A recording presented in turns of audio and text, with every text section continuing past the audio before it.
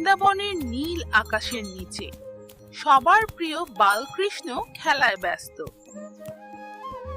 তার বাঁশির সুরে মুগ্ধ হয়ে নাচে গোপালরা, খুশিতে ভরে ওঠে পুরো বৃন্দাবন।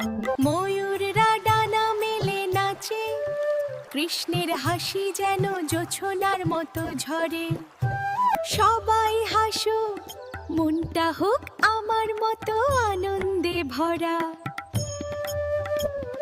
বৃন্দাবনের বনে আনন্দে খেলছে শ্রীকৃষ্ণ আর তার সখারা।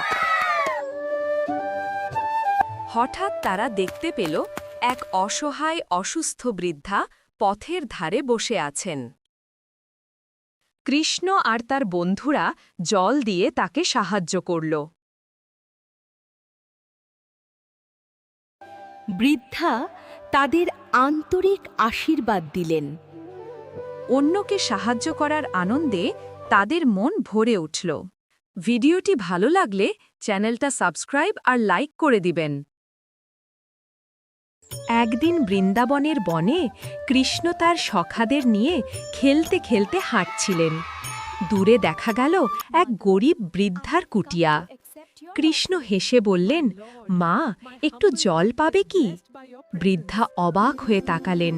এ যে সাধারণ ছেলে নয়, এ যে স্বয়ং ঠাকুর। বৃদ্ধা তাড়াতাড়ি জল আনলেন। কৃষ্ণ আবার বললেন, মা, যদি একটু আলু আর ঘি দাও তবে আশীর্বাদ নেব।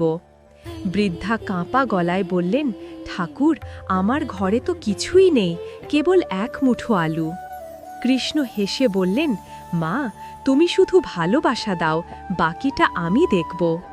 বৃদ্ধা সেই আলু আর ঘি দিলেন কৃষ্ণকে, আর তখনই তার কুটিয়া ভরে উঠল আলো আর সুগন্ধে।